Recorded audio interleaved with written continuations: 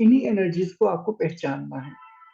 यिन कम है, yang कम है, और जो एनर्जी कम है उसके अकॉर्डिंगली आपको काम करना होता है एनर्जीज को बैलेंस करने के लिए। अब यिन और yang क्या है टीसीएम के अकॉर्डिंग। अब आते हैं थोड़ा टीसीएम। टीसीएम दो शक्तियां मानता है, दोनों एक दूसरे की अपोजिट और कॉम्प्लीमेंट्री है।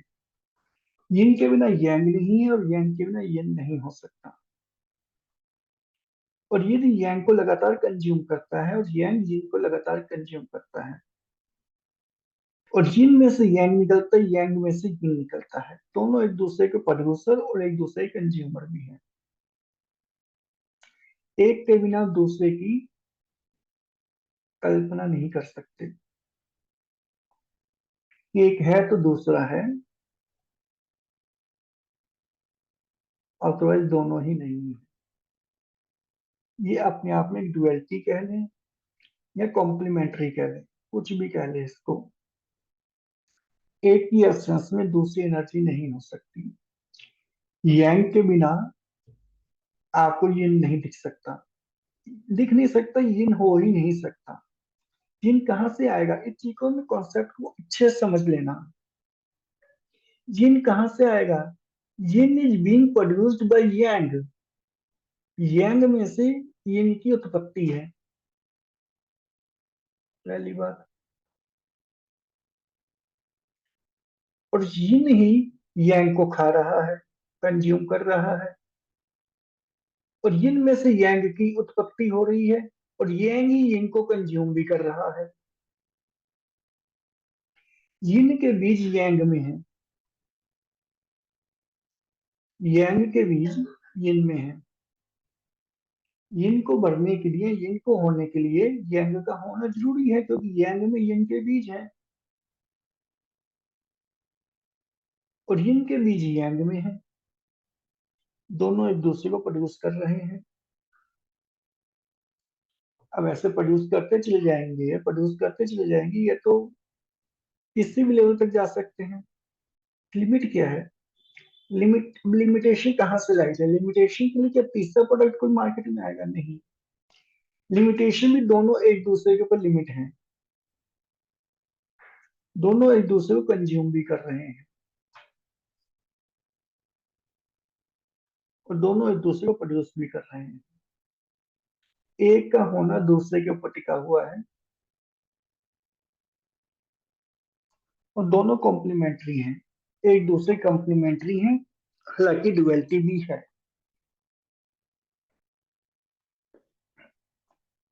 टीसीएम में हेवन को yang पुकारा गया है एग्जाम्पलीफाई करने के लिए। यहाँ पर ये ऐसा नहीं कि हेवन आप कहें कि भाई स्वर्ग में जाकर हमको दिखा दो कहाँ पर yang है, नहीं। अर्थ को yin माना गया है, रोशनी को ब्राइटनेस को yang माना गया है, गहराई को, इनसाइड को, अंधकार को yin माना गया है, गर्मी को yang माना गया है, गति को yang माना गया है, ठहराव को yin माना गया है, ठंड को, संकुचन को, श्रिंकिंग को yin माना गया है, फैलाव को, एक्सपांशन को yang माना गया है। अब एक्सपांशन कैसे होगा, कुछ चीज कॉन्ट्रैक्टेड है उसी का एक्सपांशन होगा। अब आप कहीं कह सकते हैं कि हो सकता है कोई चीज ऑलरेडी एक्सटेंडेड हो, कोई चीज ऑलरेडी एक्सपांडेड हो, तो क्या उसका एक्सपांशन ही हो सकता। तो आप ये चीज कैसे कह रहे हैं कि कॉन्ट्रैक्टेड का ही एक्सपांशन होगा। मैं ऐसा इसलिए कह रहा हूं क्योंकि कोई चीज ऑलरेडी एक्सपांडेड है, उसका एक्सपांशन हो रहा है, तो जो रिलेटिवली आप देखें तो जो नेक्स्ट एक्सपांशन है वो उससे पहले का जो एक्सपांशन था वो कंस्ट्रक्शन है नेक्स्ट एक्सपांशन की तुलना में। इस चीज को ऐसा समझें, किसी जगह पर 40 डिग्री टेम्परेचर पर, सॉरी अपना 20 डिग्री टेम्परेचर पड़ रहा है, 10 डिग्री टेम्परेचर पड़ रहा है, तो उसे हम यिन मानेंगे, ठीक। लेकिन अब आप कहेंगे भाई ये यिन है क्योंकि ठंडा है, मैं इसको यंग भी कह सकता हूँ। इस चीज को आप समझिए, ये रिलेटिविटी कॉन्सेप्ट है, ये आगे आके बहुत काम आएगी। 10 डिग्री का टेम्परेचर है तो यिन है, लेकिन क्या वो यांग हो सकता है? ऑफ कोर्स हो सकता है। ये कंपेयर करें, ये यंग कैसे हो सकता है? ये यंग हो सकता है उस जगह की तुलना में जिस जगह का टेम्परेचर 2 डिग्री है, और यही आपका यिन है उस जगह की तुलना में जिस जगह का टेम्परेचर 30 डिग्री है। अपने आप में कॉन्सेप्ट कुछ नहीं है, ये रिलेटिविटी है। ये रिलेटिविटी आपको बहुत काम आएगी आगे जब आपको यिन और यांग को मेजर करना बताया जाएगा कि आप कैसे कहेंगे कि यिन कम है, हो सकता है यांग बड़ा हो, और बड़े हुए यांग की तुलना में आपको एक्चुअली एक्सिस्टिंग यिन कम लग रहा है। असल में यिन कम नहीं हुआ, यांग बढ़ गया है। और ये भी हो सकता है कि यिन ही घटा है, लेकिन आप इस चीज को मापेंगे कैसे? And vice versa. यिन बढ़ा हुआ है, हाँ कह सकते हैं, लेकिन कैसे कह सकते हैं? हो सकता है यांग कम हो, और यांग कम होने का जैसे आपने दीवार के ऊपर एक 10 सेंटीमीटर की लाइन खींच दी, अब वो लाइन छोटी है बड़ी है? 10 सेंटीमीटर की लाइन, ऑफ कोर्स आप नहीं कह सकते वो लाइन बड़ी है या छोटी है। हाँ, आप कंपेरेबिलिटी उस लाइन के सामने एक 5 इंच की लाइन खींच दे, 5 सेंटीमीटर की लाइन खींच दे, तो आप कह सकते हैं 10 सेंटीमीटर की लाइन बड़ी है। लेकिन अगेन हो सकता है कि उसके सामने 15 सेंटीमीटर की लाइन कोई दूसरा खींच दे, तो आपकी 10 सेंटीमीटर की लाइन छोटी हो गई। तो हमें ये चीज अच्छे से वेरीफाई करनी पड़ती है कि यिन कम है या यांग बढ़ा हुआ है, या यांग नहीं बढ़ा हुआ और एक्चुअली यिन ही वीक है, यिन ही कम है, एंड वाइस वर्सा। ये आपको रिलेटिविटी की कॉन्सेप्ट समझने के बाद ही समझ में आएगा, जो मैंने अभी आपको बताया कि एक केस के अंदर एक चीज यिन है, और केस बदलते बदलते ही वही चीज यंग हो जाएगी। मैं रिपीट करता हूं आपके लिए, आप इसको दोबारा समझें। 10 डिग्री टेम्परेचर, मान लीजिए दिल्ली के अंदर इस टाइम 10 डिग्री टेम्परेचर है, तो सर्दी माने यिन। लेकिन कश्मीर के अंदर 1 डिग्री 2 डिग्री टेम्परेचर पड़ रहा है, तो जब इन दोनों की तुलना करेंगे तो दिल्ली यंग है, कश्मीर यिन है।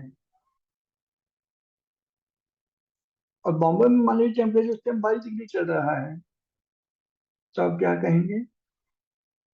दिल्ली यिन है, मुंबई यांग है।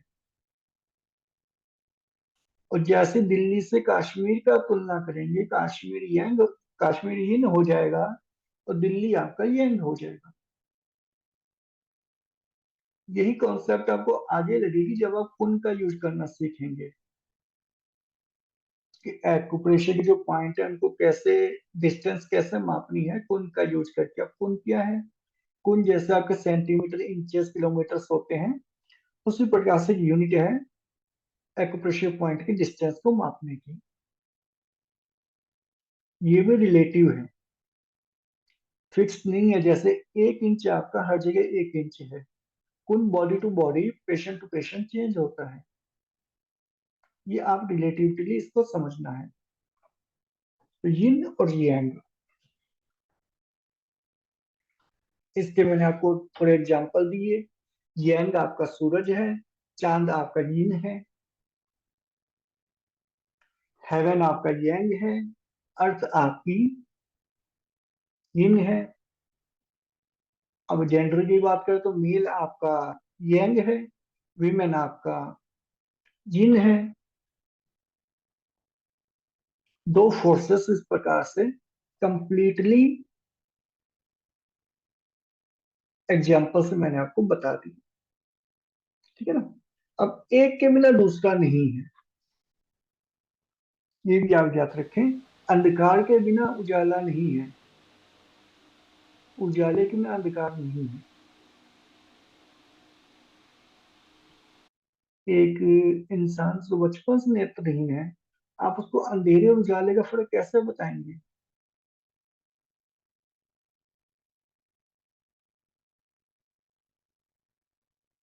है ना? तो ये चीज आप ध्यान में रखें, एक के बिना दूसरा नहीं है। अगर एक है, दूसरा नहीं है, तो फिर एक भी नहीं है। कैसे? भाई, अब नेत्रहीन को, आप जो बचपन से नेत्रहीन है, आप उसको अंधकार भी कैसे समझाओगे? अंधकार भी कैसे बताओगे उसको, तो आप लोग, जब आप उसको उजाला नहीं बता सकते? उसके तो वो एक है, उसी को वो उजाला कह ले, उसी को वो अंधेरा कह ले। एक है तभी दूसरा है, अपने आप में एक नहीं है, उसकी कोई वैल्यू नहीं है। और एक के बीच दूसरे में है, दूसरे के बीच पहले में है। ये चीज आप ध्यान में रखिए, एक चीज दूसरी चीज को प्रोड्यूस कर रही है और उसी को कंज्यूम भी कर रही है। ये भी दोनों एनर्जीज को मेरे ख्याल से आपके बिल्कुल जो भी नए बच्चे हैं उनके लिए ज्यादा हो जाएगा, इसलिए इस चीज को समझिए। अब यिन और yang के ऊपर ही हम दूसरे सेशन में बात कर सकते हैं, क्योंकि इस वीडियो को छोटा ही रखना है हमें। देखो, ऐसा कुछ नहीं है कि मैं आऊं और बोल के चला जाऊं। मेरे को एक ही कॉन्सेप्ट के ऊपर 10 घंटे बोलना पड़ेगा, मैं बोलूंगा, लेकिन आपको बात क्लियर होनी चाहिए। यिन और yang की प्रकृति समझे, नाम से कोई फर्क नहीं पड़ता। एक एनर्जी है जो हमें अंदर की तरफ ले जाती है, जो हमें अंदर की यात्रा पर निकाल देती है, हम अपने में प्रसन्न रहते हैं। लेकिन एक एनर्जी है जो हमें बाहर की तरफ भी खींचती है। ये तो अभी समाधि लग जाएगी, एक पल नहीं लगेगा, समाधि लग जाएगी। समाधि लगने में दिक्कत ही क्या, सब मुक्त हो जाएंगे पल भर के अंदर। लेकिन कुछ है जो हमें बाहर की तरफ भी खींचता है, कुछ है जो हमें बाहर की तरफ भी खींचता है। अगर अंदर खींचने वाली एनर्जी नहीं है तो हम सब बाहर के बाहर खींचे चले जाएंगे। कोई लाइफ के अंदर स्थायित्व तो नहीं होगा, कोई ठहराव नहीं होगा। अगर आप अपने सौर मंडल को देखें, अपने आप आकाश की जो यूनिवर्स की फोटो भी देखें, तो वो भी इस प्रकार से कि वहां से एक सिरा अंदर आ रहा है, एक सिरा बाहर जा रहा है, वो भी स्पष्ट सीधे बाहर नहीं जा रहे, क्योंकि वो खुद को, अपने आप को ऑटोमेटिकली एक्सपांड कर रहे हैं। और अंदर से भी उन्होंने खुद को ही धारण किया हुआ है यूनिवर्स में। यूनिवर्स के अंदर कोई तीसरी शक्ति नहीं है। यूनिवर्स खुद को धारण करके खुद को फैला रहा है, खुद को फैलाते हुए खुद को धारण कर रहा है अपने आप। एक एनर्जी जो बाहर की तरफ हमें ले जाती है, एक एनर्जी जो हमें अंदर की तरफ ले जाती है। आसमान में आपके पृथ्वी वगैरह सारे ग्रह लटके हुए हैं, अपनी एक विशेष कक्षा में कैसे लटके हुए हैं?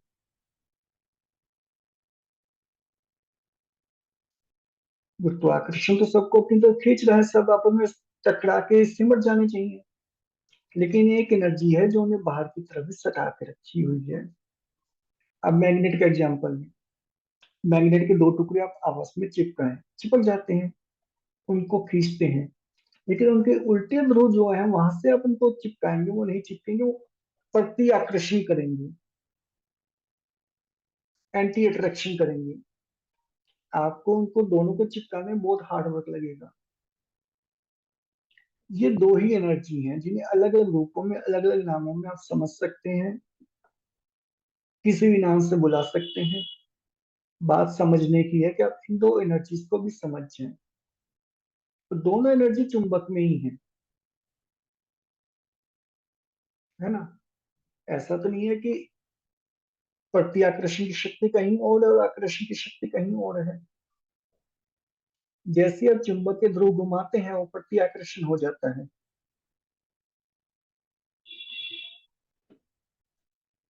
एक में से दोनों चीजें हैं। प्रति आकर्षण की शक्ति में से आकर्षण की शक्ति और आकर्षण की शक्ति में से प्रति आकर्षण की शक्ति उत्पन्न हो रही है। तो दोनों एक दूसरे को कंज्यूम भी कर रहे हैं। ये इंटरडिपेंडेंस और डुअलिटी, आप इन दोनों चीजों को समझ कर रखेंगे। तो इसको कैसे समझे, आप इसको इस प्रकार से याद करके रखें। दो एनर्जीज हैं, नाम ए बी सी दे लें, एक्स वाई जेड दे लें, नाम से कोई फर्क नहीं पड़ता, यिन और यांग ऑफिशियल नेम है। यिन में से आपका यांग निकल रहा है और यांग यिन को कंज्यूम भी कर रहा है। अगर पूरा कंज्यूम कर लेगा तो यांग यांग की भी प्रोडक्शन खत्म हो जाएगी। और एग्जैक्टली सेम वे में यांग में से यिन निकल रहा है और यिन जो है यांग को कंज्यूम भी कर रहा है। दोनों एक लिमिट से ऊपर नहीं जा सकते। हाँ, कुछ टाइम के लिए लिमिट को गड़बड़ कर सकते हैं और यही रोग है आपका, यही रोग है। इसी रोग को आपने बैलेंस करना है इन दो शक्ति के अंतर्गत। चलिए ठीक है, अभी इस वीडियो को यहाँ बंद करते हैं। आप वीडियो को देखें, समझें। एक बार समझ नहीं आता रिपीट करके देखें, पॉज करके देखें, समझें। और फिर भी कोई चीज क्लियर नहीं होती, कमेंट बॉक्स में जाकर आप पूछें।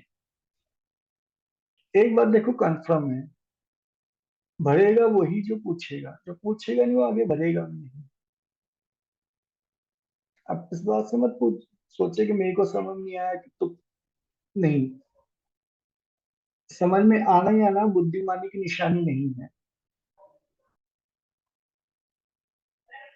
तो अब इन सब चीजों से मुक्त होकर चीज को समझिए, कॉन्सेप्ट को समझिए। मैं आपको कॉन्सेप्ट क्लियर किया हूं अभी। अभी इसके बारे में और आगे हमको जानना है। और जब हम इसके ऊपर के लेवल स्टार्ट करेंगे, इंटरमीडिएट एंड एडवांस लेवल के, तो ये कॉन्सेप्ट अगर आपके क्लियर नहीं होंगी तो आप बुरा मत मानना, आप कुछ नहीं कर पाएंगे। ये कॉन्सेप्ट क्लियर है तो आप ट्रीटमेंट अपने आप खुद डिवाइज कर सकते हैं, अपना ट्रीटमेंट खुद बना सकते हैं। अपने पॉइंट्स आप खुद बढ़ा घटा सकते हैं, कौन से पॉइंट करने हैं, कौन से पॉइंट नहीं करने हैं, कौन सा एरिया सिलेक्ट करना है, कौन सा एरिया नहीं करना है। सब इन बेसिक कॉन्सेप्ट्स के ऊपर आगे की सारी क्लासेस हमारी टिकी हुई हैं। तो आप बने रहिए, वीडियो देखते रहें और प्रश्न पूछते रहें। अगले वीडियो में बात करेंगे 5 एलिमेंट्स की। चलिए इस वीडियो का विराम देते हैं और मिलते हैं नेक्स्ट वीडियो में। थैंक यू वेरी मच, धन्यवाद आपका।